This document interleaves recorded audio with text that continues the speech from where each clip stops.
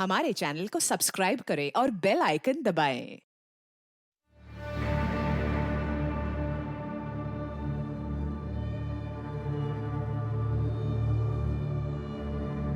ये लो, गोली ले लो, फिर अच्छी नींद आएगी।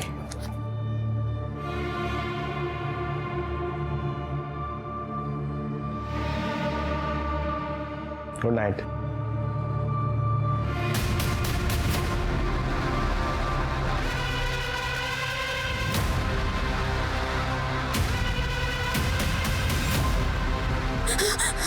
मुझे मत मारो, मुझे मत मारो।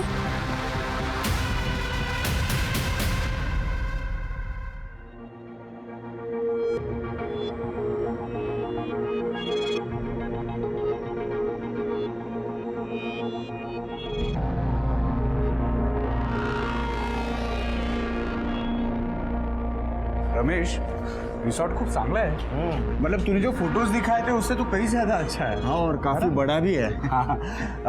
ए, चल वहां जाके सेल्फी लेते हैं। अभी हफ्ता भर यहीं पे चेक इन करते, फिर बाद में सेल्फी खींचते, है ना? चलो ठीक है, चलो चलो चलो। हरीश, लगेज निकालना।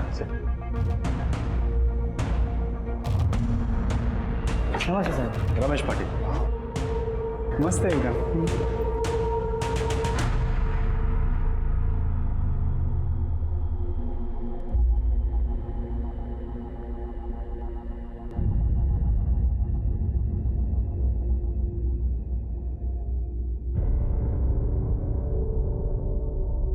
विद्यावाहिनी, थैंक्स। या थैंक्स ब्रो। अरे रीना, क्या ढूंढ रही हो? कुछ नहीं, तुम जाओ, मैं आती हूँ। रूम नंबर 120, जल्दी आना, लगेज भेज देना।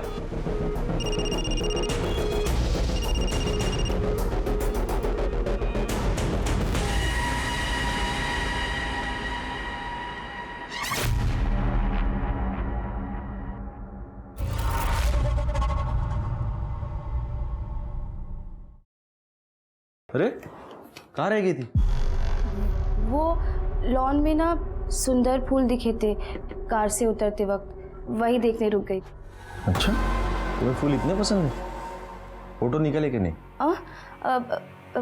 फोटो, वो फूल इतने सुंदर और मोहक थे ना कि मैं फोटो निकालना भूल गई। मैं अभी आया। हेलो।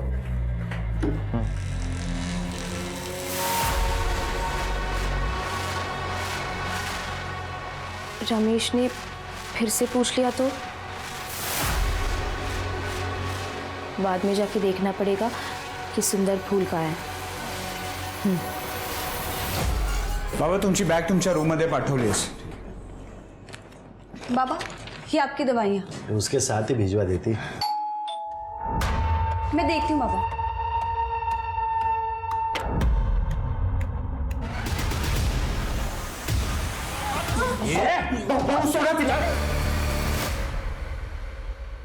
रीना, रीना, ऐसे तो तुम रात भर जागती रहोगी। नींद की दवा ले लो और सो जाओ। नहीं, वो नई जगह है ना, इसीलिए नींद नहीं आ रही है। आज गोली रहने दो। अरे फिर नींद नहीं आई तो चांस क्यों लेना? एक काम करो, तुम अंदर जाओ, मैं गोली लेके आता हूँ, ठीक है?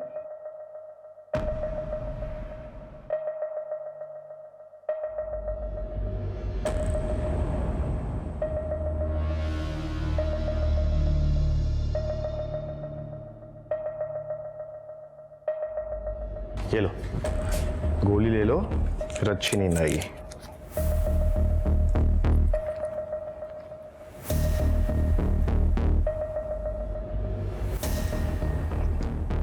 Good night.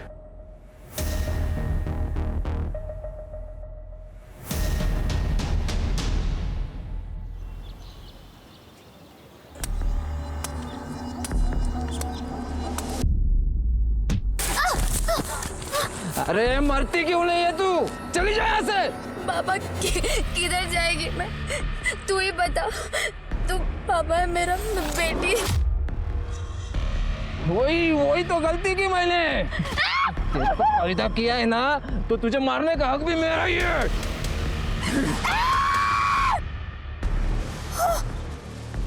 किसी दिन दिमाग घूम गया ना तो सच में मार दूंगा तुझे।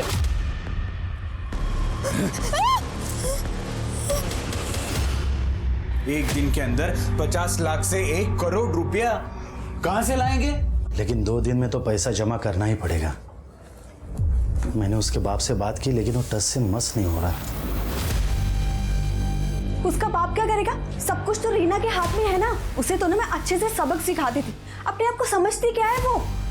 कल रात ही उससे बात करने वाली थी मैं, लेकिन आप दोनों मेरी बात सुनते कहाँ हैं? विद्या, उसकी तबीयत ठीक नहीं है, तुम ऐसा कैसे बोल सकती हो? अरे वो और उसका बाप ना हम सबको मिलकर बेवकूफ बना रहे। और रही बात उसके भाई की, अब तो वो भी आ गया ना शादी में और खर्चा बढ़ाने के लिए। बहू शांति रख, मैं बात करूंगा उससे। और अगर उसने बात नहीं मानी तो क्या करेंगे आप? उसकी बैंड बजा दूंगा।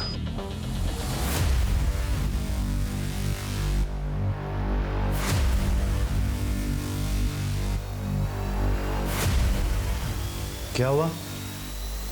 कुछ नहीं।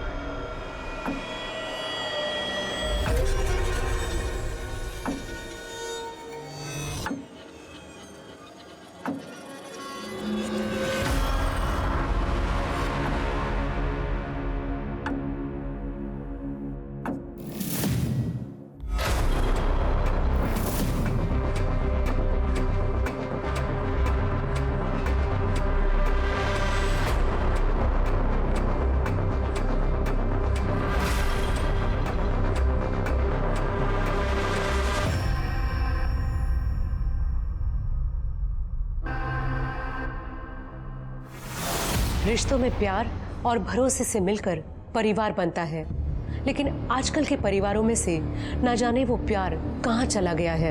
यहाँ दिख रही फैमिली को ही ले लीजिए। रमेश अपनी बीवी को नींद की गोलियां देकर किसके पास गया? क्या रीना भी रमेश को धोखा दे रही है? घर से मीलों दूर एक रिजॉर्ट में शादी अटेंड करने गए इस परिवार के साथ ये कैसी साजिश चल रही है? क्या इन्हें जरा भी अंदाजा नहीं कि भरोसा तोड़कर रिश्तों के साथ खेला जा रहा ये खेल खुद उनकी जिंदगी पर भी भारी पड़ सकता है? अरे यार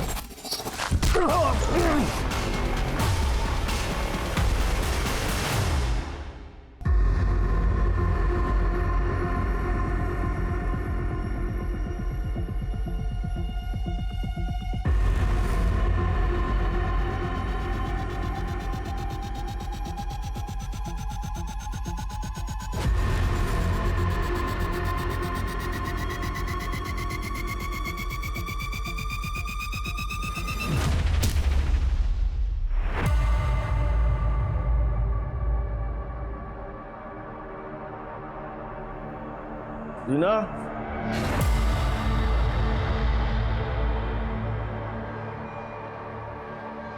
रीना, रीना, रीना,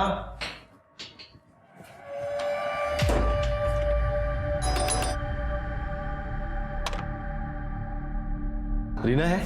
नहीं। प्रकाश दादा, रीना है यहाँ? रीना इतनी सुबह सुबह कहाँ चली गई? वही तो ढूंढ रहे।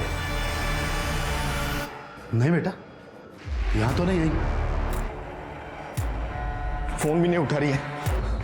ये एक्सक्यूज मी, ये मेरी बीवी रीना, इसको देखा कहीं? नहीं। भाई साहब, आपने इसको देखा? दादा, रमेश, दादा मिली कहीं? कैंटीन में भी देखा, रीना कहीं नहीं है। एक काम करो, आप उधर पीछे देखो, मैं बाहर जाके देखता हूँ। हरीश, रीना मैम को देखा कहीं? नहीं साहब, किधर चली गई है? किसे फोन कर रहे हो? पुलिस का और किसे?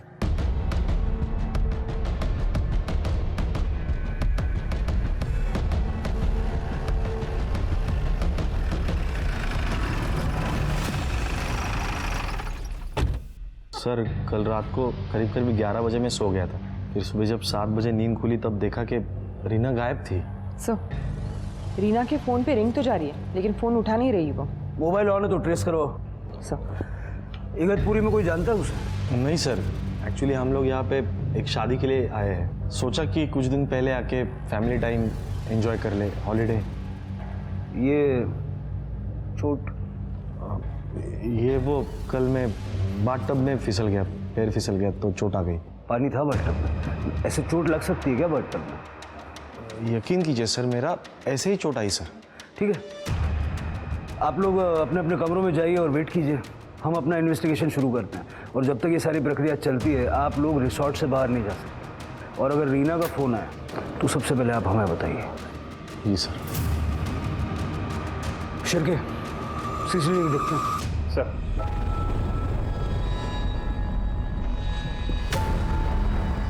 मतलब इतना साफ है कि रीना सुबह 5:45 बजे बाहर निकली थी। ठीक 10 मिनट बाद ससुर जी क्या करने के लिए बाहर गए थे? थोड़ा सा और फॉरवर्ड कीजिए उसको।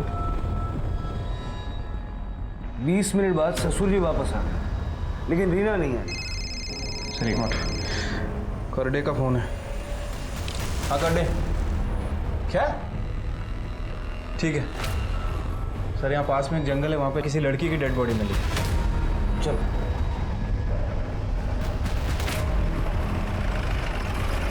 सर इधर है, आइए।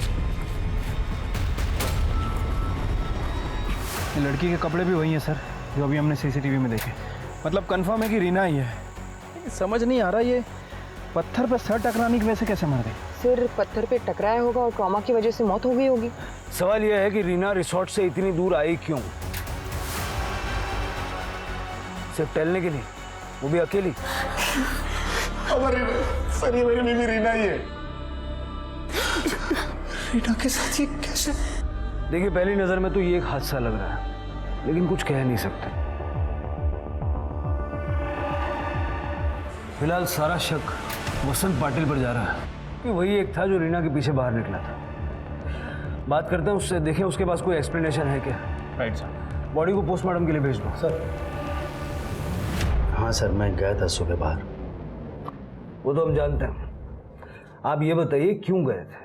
वो रीना और मैं सुबह वॉक के लिए जाने वाले थे, वैसी बात हुई थी रात में। मुंबई में भी ऐसे ही वॉक के लिए जाते थे क्या? नहीं सर।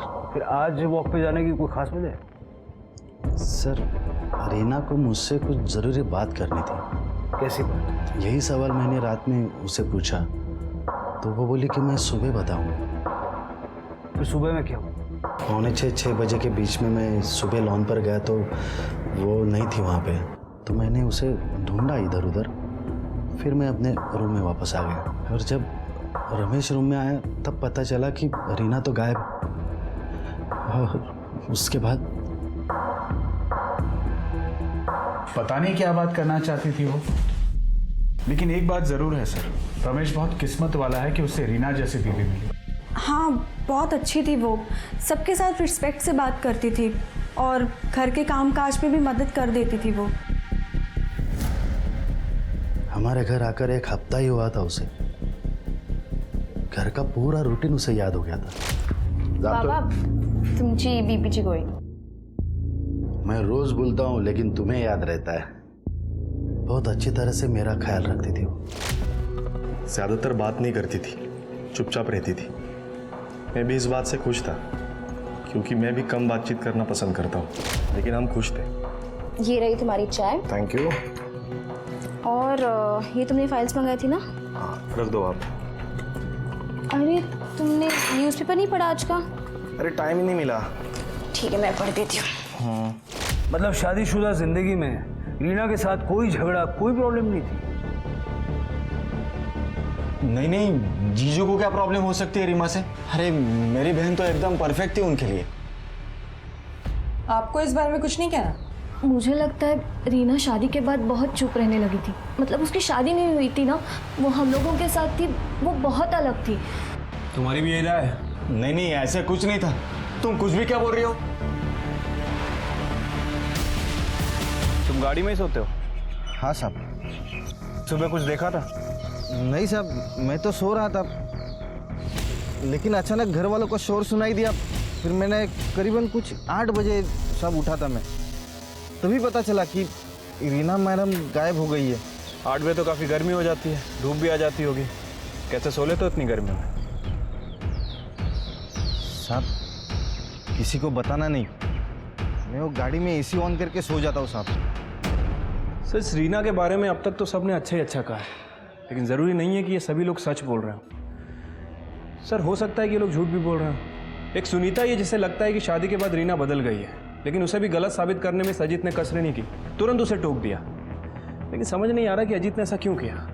फिर के मुझे लगता है कि रीना की डेथ एक्सीडेंटल नहीं है। रीना की डेथ को एक्सीडेंटल मान लेना जल्दबाजी होगी, ऐसा मुझे लगता है। पोस्टमार्टम रिपोर्ट का इंतजार करते हैं। हाँ सर, वैसे रिपोर्ट कल तक आ जाएगी। सर ये रीना की पीएम रिपोर्ट। सर रीना के सर पर किसी भारी चीज़ से वार किया गया है, लेकिन वो नुकीली नहीं है। उसकी मौत स्कल फ्रैक्चर की वजह से हुई है, और जैसा कि आपको शक था, उसका ब्लड का फ्लो ऊपर से नीचे की तरफ है। मतलब सर कंफर्म है कि जब वो खड़ी थी तब उसके ऊपर वार किया गया, और उसकी मौत नीचे गिरने की वजह से तो नहीं हुई है। रीना के सर पे थिक रॉड या हैमर जैसी किसी चीज़ से हमला किया गया। उसके ब्लड स्ट्रीम में स्लीपिंग पिल्स भी मिले हैं। ये बात इस तरह इशारा करती है शिरके कि उसका मर्डर किया गया है। काम करो, रीना का अकाउंट फ्रीज करो और पता करो ये स्लीपिंग पिल्स का चक्कर क्या है। ठीक है सर।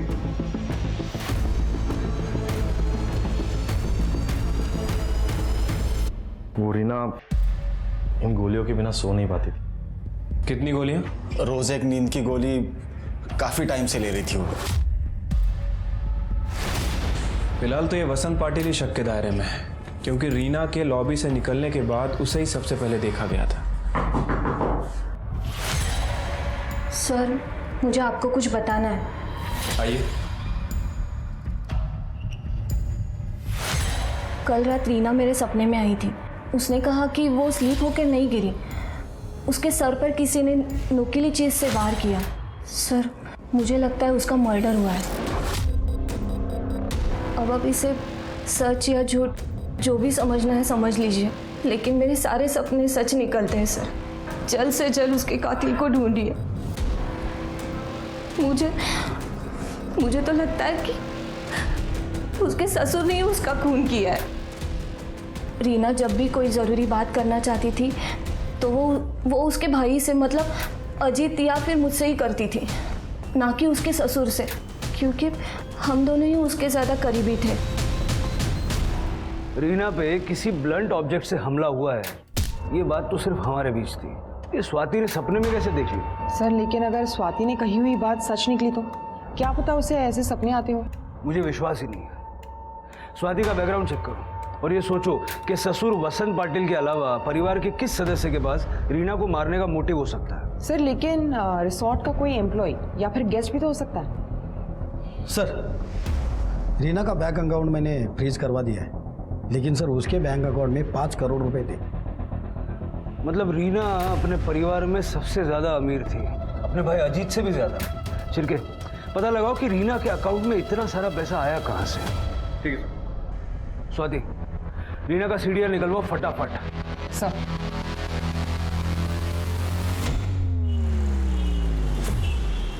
सर मर्डर होने के बाद से होटल से 2 लोग गायब हैं। एक तो हाउसकीपिंग स्टाफ मनोहर सूले और दूसरा संजय देसाई जो कि गेस्ट था। ये संजय देसाई 7:30 बजे चेकआउट करके चला गया और ये मनोहर नाइट शिफ्ट में ड्यूटी खत्म करके सुबह गायब हुआ है। शिरके इस मनोहर को जल्द से जल्द ढूंढो और संजय की डिटेल्स निकालो। इन दोनों का रिसोर्ट से गायब हो जाना इस बात का रीना के मर्डर से कोई कनेक्शन हो सकता है, और रीना का सीडीआर आते सबसे पहले ये चेक करना इन दोनों में से कोई उसके कांटेक्ट में तो नहीं। ठीक है साहब। फिर कहाँ जा रहा है? रुक साहब अभी बिजी है। काय झालं? सर आतमध्ये आलं बोलतोय। साहब मैं रामचंद्र गोयल, वो जंगल में वो बड़ा होटल है ना, उसके पास ही जंगल में रहता हूँ। वो रिसोर्ट के उधर? हाँ साहब मेरी 24 साल की बेटी योगिता कल से गायब है साहब। उसका पति नारायण गरत ने उसे कुछ महीने पहले घर से निकाल दिया था। तब से मेरे साथ ही रह रही थी साहब। कल सुबह जंगल में लकड़ी लेने गई थी, तब से वापस नहीं लौटी। कितने बजे गई थी लकड़ी लेने? रोज की तरह सुबह 5:30-6 बजे साहब। फोटो वगैरह है कुछ उसकी? होगी साहब। कर दे। चलो चल। शिरके, ये लड़की भी तभी गायब हुई जब रीना का मर्डर हुआ था। इन दो बातों का आपस में कोई ना कोई कनेक्शन हो सकता है। जरा उस लड़की के पति नारिया से पूछताछ करो। ठीक है सर। इस नंबर पे सर रीना के कॉल रिकॉर्ड से पता चला है एक आदमी उसे लगातार कॉल्स और मैसेजेस करता था। वो शख्स संजय देसाई है। संजय देसाई, ये वही है ना जो कल रिसोर्ट से चला गया था? हाँ सर दोनों में अक्सर मैसेजेस एक्सचेंज हुए हैं और सर 6 तारीख की रात को 11:30 बजे वो दोनों मिलने वाले थे लॉन में। सर संजय का मोबाइल ट्रेस नहीं कर पा रहे क्योंकि शायद बंद होगा। मुंबई पुलिस से रिक्वेस्ट करो कि उसके घर जाके पूछताछ करें। सर एक और बात, उमाकांत देशमुख से बात हुई है, वो आता ही होगा। साहब वो 5 करोड़ रुपए मैंने इसीलिए उनके अकाउंट में जमा किए थे ताकि पाटिल फैमिली मेरी बेटी को परेशान ना करे। तो ऐसा क्यों करना पड़ा? क्या पाटिल परिवार ने आपकी बेटी को तंग करके पैसों की मांग की थी? नहीं, वैसा तो उन्होंने कभी नहीं किया था, लेकिन मेरी बेटी नॉर्मल लड़कियों की तरह नहीं थी। मतलब वो थोड़ी एबनॉर्मल थी, थोड़ी दिमाग से कमज़ोर थी। उसकी माँ की अचानक मौत के बाद उसको सदमा लग गया था। वो सदमे से कभी बाहर ही नहीं निकली। फिर ऐसी लड़की से कौन शादी करता बताइए? और इसीलिए रमेश को मैंने 5 करोड़ रुपए दिए थे उसे शादी करने के लिए हर्जाना के रूप में। ये संजय देसाई कौन है? ये संजय देसाई है इस सब फसाद की जड़। मेरी बेटी से झूठा प्यार करता था, वो पैसों का लालची था और इसलिए जब मेरे से बहस करने के लिए मेरे घर पर आया था ना, मैंने उसको शादी करने के लिए मंजूरी नहीं दी थी। अरे तुम्हारी हिम्मत कैसे हुई मना करने की वजह पूछने की?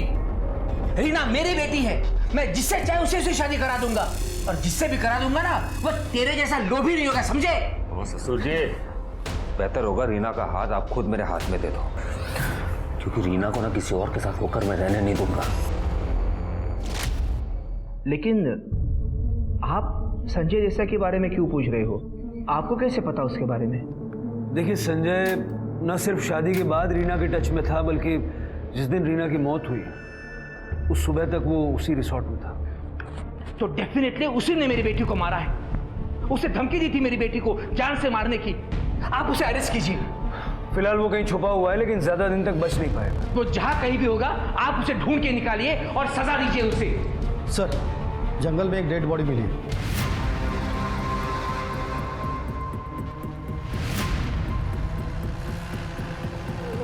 कर दे, जरा संभाल।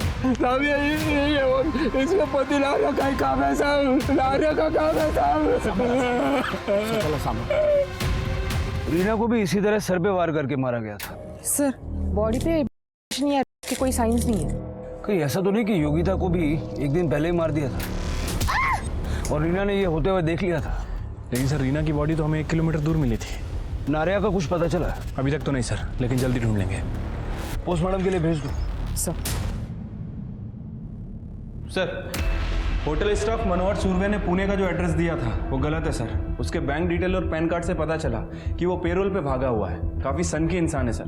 इसके पहले भी 2 औरतों के सर फोड़ चुका है। रीना और योगिता पे भी इसी तरह से हमला हुआ था। कहीं इस मनोहर ने तो नहीं मारा? शिरके, अपने खबरियों को बोलो और इस आदमी को जल्दी से जल्दी पकड़ो। ठीक है सर। हेलो, क्या? किसने किया? ठीक है सर। ये रीना के अकाउंट से पैसे ट्रांसफर करने की कोशिश की गई है। किसने? सर वो पता नहीं, क्योंकि अकाउंट फ्रीज था, पैसे ट्रांसफर नहीं हो पाए। लेकिन आईपी एड्रेस वही है जिससे रीना अपना अकाउंट बैलेंस चेक करती थी। मतलब ये पाटिल परिवार में से किसी का काम है?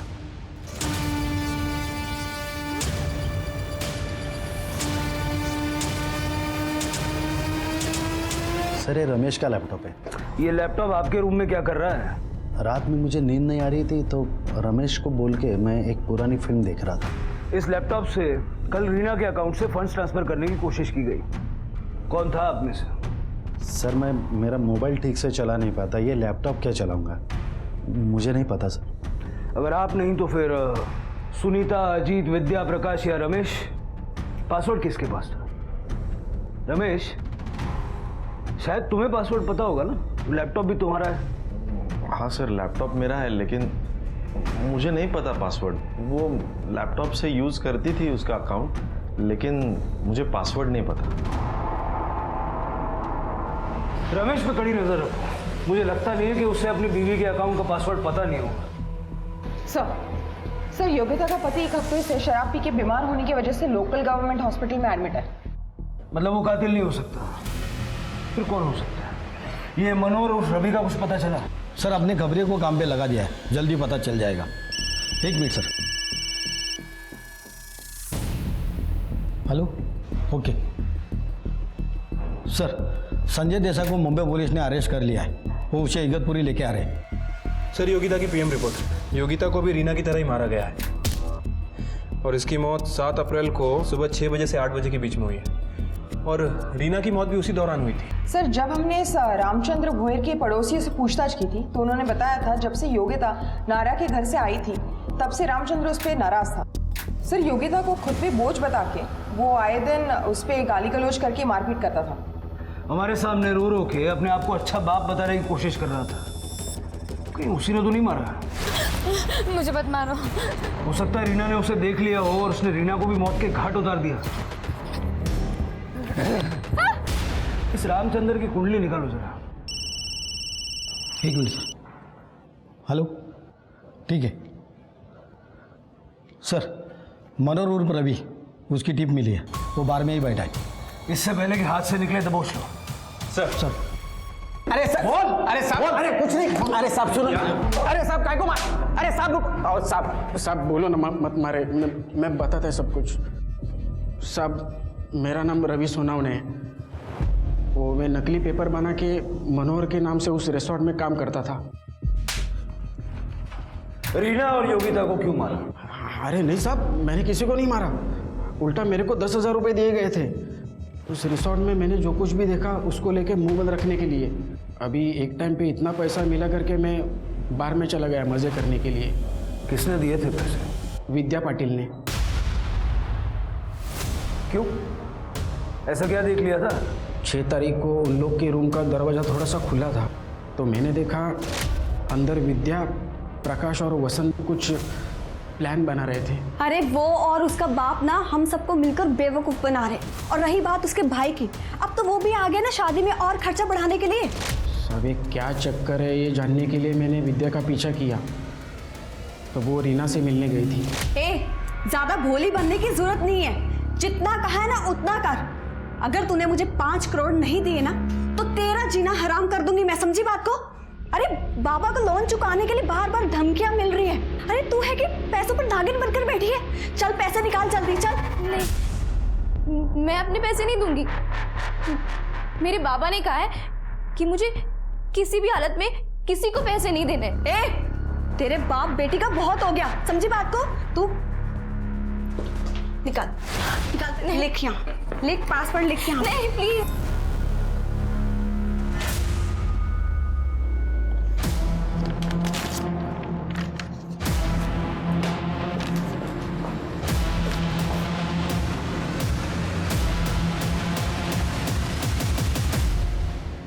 हाँ सर, मैंने रीना से ज़बरदस्ती पासवर्ड लिया था, लेकिन अपनी फैमिली की जान बचाने के लिए। आप ही बताइए सर, पैसे क्या जान से बढ़कर थे?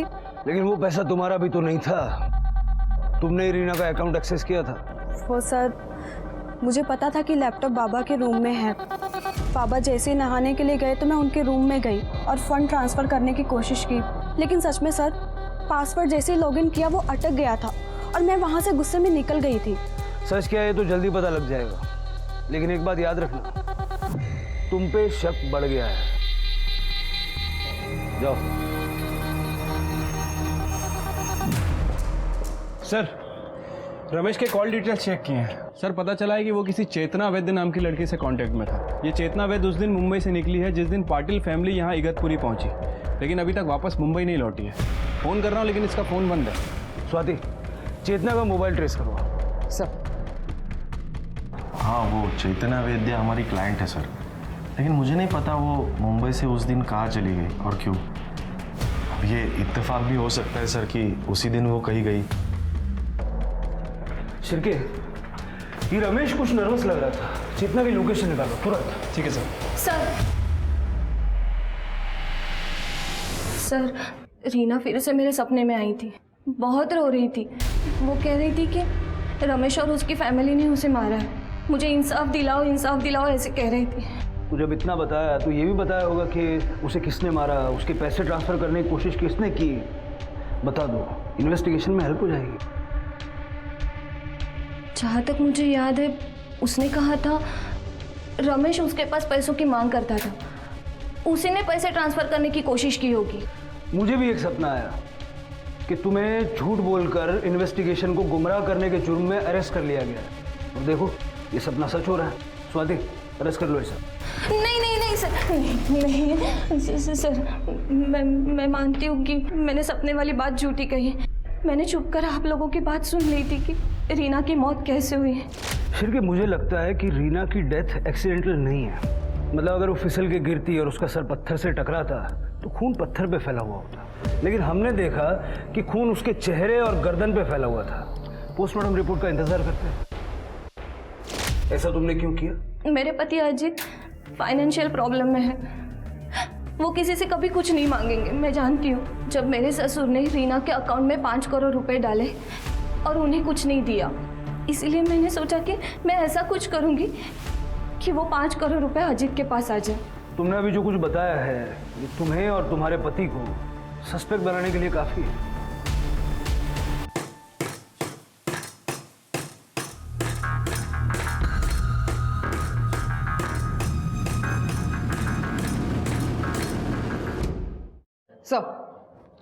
सर रमेश की गर्लफ्रेंड चेतना वैद्य पैराडाइज रिसोर्ट में ही रुकी हुई है। क्या?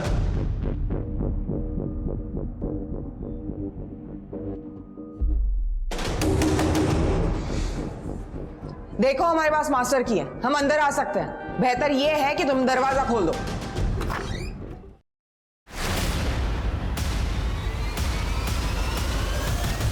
रीना से शादी के पहले से ही मैं रमेश की गर्लफ्रेंड हूँ।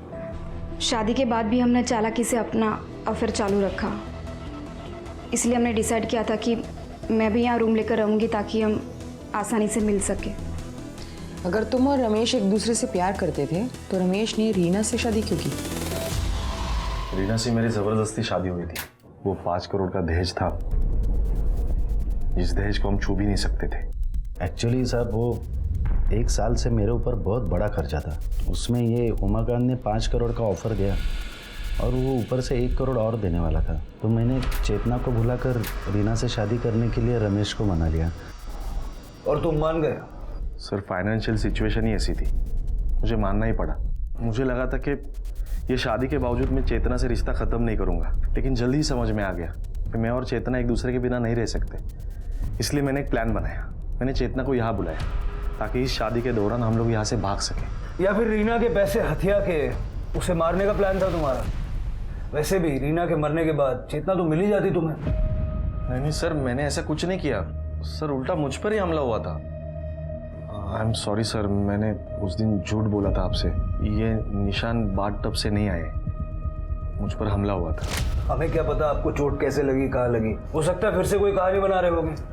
वैसे भी लॉबी का फुटेज हमने चेक किया था, वहाँ ऐसा कुछ हुआ नहीं था। नहीं सर, वो पीछे वाली लॉबी, वहाँ ऊपर काम भी चल रहा है, शायद वहाँ पे सीसीटीवी नहीं है। सर लगता है आपको सच बताने का समय आ गया है।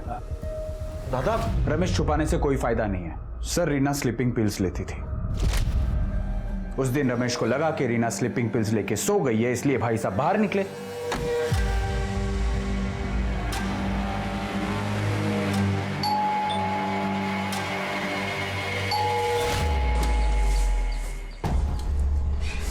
बहुत देर कर दी आते आते। सब्र का फल मीठा होता है मेरी जान। बाबा वो रमेश मुझे चेतना नाम की लड़की के लिए धोखा दे रहा है। बाबा वो इसी होटल में रुकी है। बाबा मैं अभी देख कर आ रही हूँ। उसने मुझे कहा था कि वो चेतना को भूल जाएगा। मैंने तुम्हें कोई धोखा नहीं दिया बेटा। पर इस बात का क्या फायदा बाबा? मेरी जिंदगी तो बर्बाद ही हो गई ना। मुझे थोड़ा वक्त दो, मैं सब ठीक कर दूंगा। लेकिन अब तुम तुम्हारे कमरे में जाओ, सुबह 5:45 बजे लॉन पर आ जाओ, वॉक करते करते बात करेंगे। सर पे जैसे तय हुआ था वैसे ही मैंने किया। मैं सुबह वो लॉन पे पहुंचा तो वहाँ पे वो नहीं थी। मैंने इधर उधर ढूंढा लेकिन वो नहीं मिली। मैं वापस अपने रूम में आ गया क्योंकि उसने कंफर्म नहीं किया था कि वो आएगी। और फिर थोड़ी देर के बाद में रमेश जब रूम में आया तब मुझे पता चला कि रीना गायब है। बहुत अच्छी कहानी बनाई है, लेकिन ये नहीं बताया कि पहले रीना को मारा, बाद में रमेश के साथ मिलके उसके गायब होने का ड्रामा किया। क्यों? नहीं सर, हम सच कह रहे हैं सर। सर एक्चुअली आज ही मैंने मुंबई में फ़ोन करके पैसों का बंदोबस्त किया है सर, और लोन में से बहुत सारा लोन तो आज वापस भी कर दिया। सच का पता तो जल्दी लग ही जाएगा। शिरके, 24 घंटे के लिए एक कांस्टेबल तैनात करो यहाँ इन पर नजर रखने के लिए। ठीक है सर। सर एक मिनट। हेलो, ठीक है, हमारा है सर। मुंबई पुलिस संजय देसाई को ले आई है। वो रीना की शादी किसी और से करवा रहे थे सर। मैं क्या करता, इसलिए मैंने उनको धमकाया। मैं रीना से बहुत प्यार करता था सर। लेकिन उमाकांत का कहना है कि तुम उनकी बेटी से नहीं उनके पैसों से प्यार करते थे। ऐसा कुछ नहीं है सर। हाँ, उस वक्त फाइनेंशियल क्राइसिस थी, इसलिए शायद उमाकांत देशमुख को ये लगा होगा कि मैं पैसों के पीछे हूँ। लेकिन रीना के सारे खामियों के बावजूद मैं उसे अपनाने के लिए तैयार था सर। मुझे दिल्ली जाना था कुछ काम से, और जैसे मैं दिल्ली गया उन्होंने रीना की शादी रमेश के साथ करवा दिया सर। उन्होंने रीना को एक कॉल तक नहीं करने दिया मुझे, फ़ोन तक छीन लिया उससे। उन्हें लगा कि एक बार शादी हो जाए तो मैं पीछे हट जाऊंगा। एकदम टूट गया था सर। फिर हिम्मत जुटा के एक दिन मैंने उसे फ़ोन किया।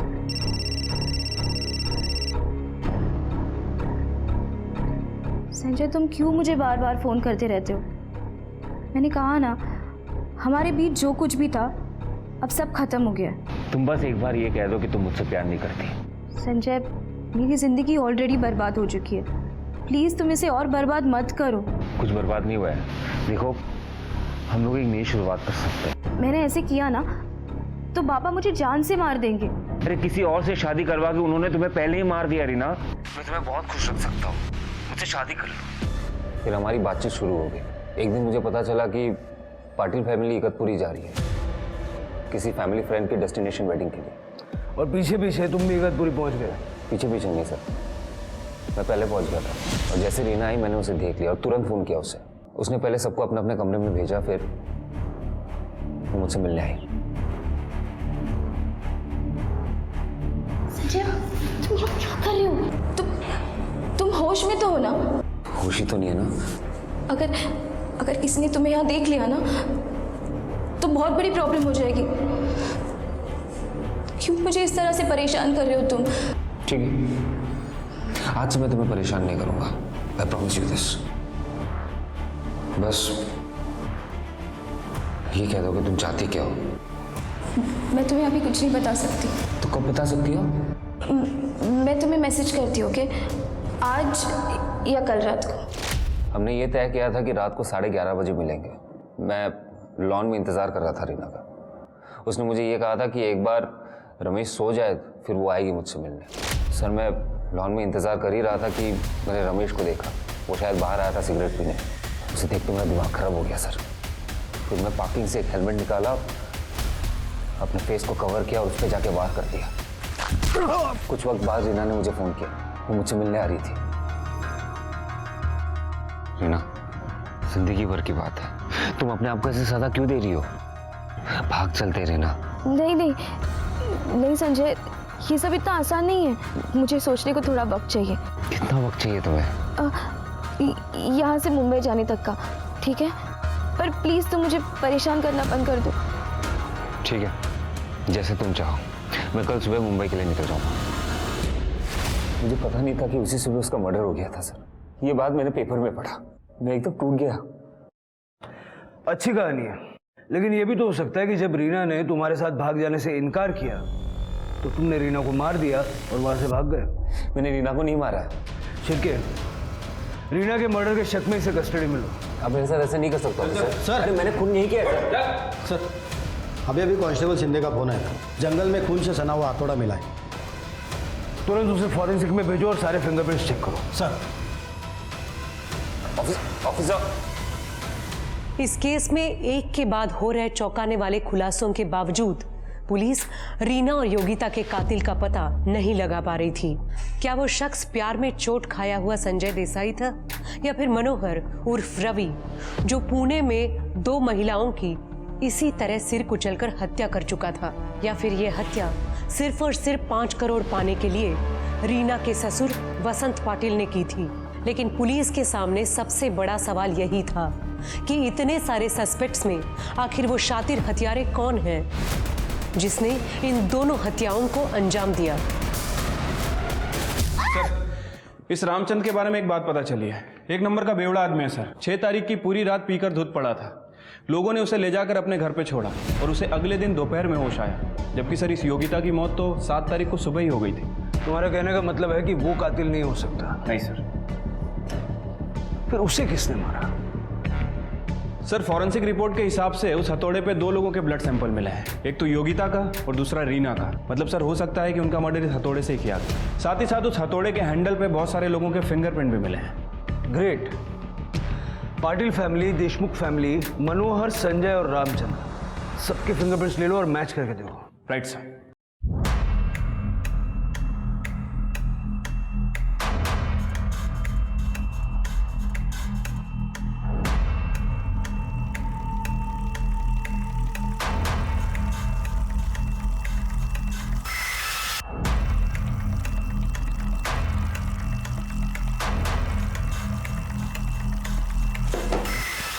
यहाँ से कोई हथौड़ा गायब हुआ है क्या? हाँ साहब, लेकिन आपको कैसे पता चला? ये हथौड़ा है? हाँ साहब, यही है। अब मिल गया तो मुझे दे दो ना साहब वापस।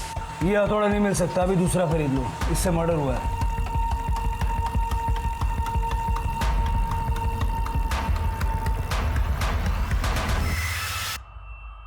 तेरे फिंगरप्रिंट्स उन फिंगरप्रिंट्स से मैच हो गए जो हमें हथौड़े पे मिले थे। अब बता, रीना और योगिता को क्यों मारा? सर मैंने कुछ नहीं किया सर। सर सच में आपको कुछ गलतफहमी हो रही है सर। जब मैं कारपेंटर से बात कर रहा था उस वक्त तू भी वहां छुप के हमें देख रहा था।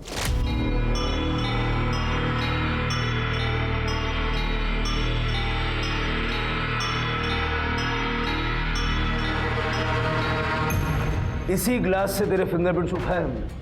हम सब जानते हैं तू किसके कांटेक्ट में है, तेरे मोबाइल के मैसेजेस भी देखे हमने। अब सारा सच बोल दे, नहीं तो गले में हाथ डाल के बनवाएंगे।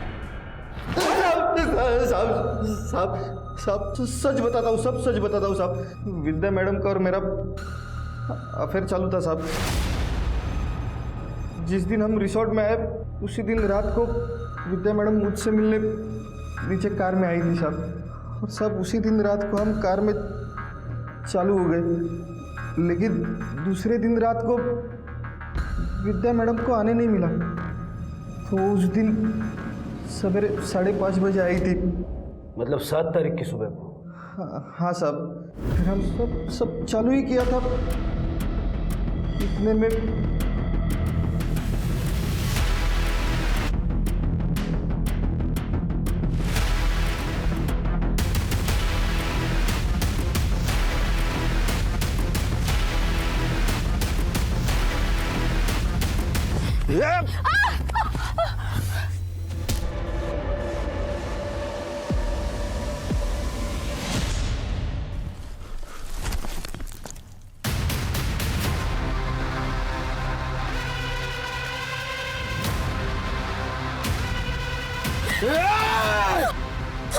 मुझे मत मारो। फिर मैं रिसोर्ट आकर विद्या मैडम को सब कुछ बता दिया। और ये बात हमें बाद में पता चली कि रीना बाबा के साथ वॉक करने के लिए अपने रूम से बाहर निकली थी और उसी दौरान उसने हम दोनों को एक साथ में गाड़ी में देख लिया था। और ये बात हम किसी और को कैसे पता चलने देते? सीसीटीवी फुटेज में कहीं नजर नहीं आई तुम्हें? मैं जिस दिन रिसोर्ट आई मैंने उसी दिन पता कर लिया था कि रिसोर्ट के पीछे वाले रास्ते में कोई सीसीटीवी नहीं है। अपनी हवस के चक्कर में तुमने 2 लड़कियों की जिंदगियां छीन ली। दोनों मर्डर के चार्ज में इसको अंदर डालो और विद्या को इस हत्या में साथ देने के चार्ज में लो। बदकिस्मती ने रीना का अंत तक पीछा किया। पहले पिता ने लालची समझकर संजय देसाई से रीना की शादी नहीं होने दी, जिसे वो प्यार करती थी। ससुराल के नाम पर उसे पाटिल परिवार में वसंत जैसा ससुर और विद्या जैसी जेठानी मिली। इस तरह की बेबसी भरे रिश्तों का अंत ऐसा ही भयानक हो सकता है। इसलिए सबके लिए दिल में प्यार रखने के बावजूद रिश्तों के पीछे छिपकर बैठा लालच और बेईमानी वक्त वक्त पर पहचानते रहिए, जिससे पता चले कि कहीं आपके रिश्ते भी सिर्फ मतलब के रिश्ते तो नहीं। अब मैं सोनाली कुलकर्णी आपसे विदा लेती हूँ। फिर मिलेंगे एक नए केस के साथ क्राइम पेट्रोल सतर्क जस्टिस रीलोडेड में। तब तक अपना और अपने परिवार का ख्याल रखिए। आप जानते हैं हम सब एक मुश्किल दौर से गुजर रहे हैं। कृपया मास्क पहने, समय समय पर हाथ धोते रहें और ज़रूरत ना हो तो बाहर ना निकले। देखते रहिए क्राइम पेट्रोल सतर्क। जय Hind. For more updates, subscribe to our channel, click the show links and enjoy watching the videos.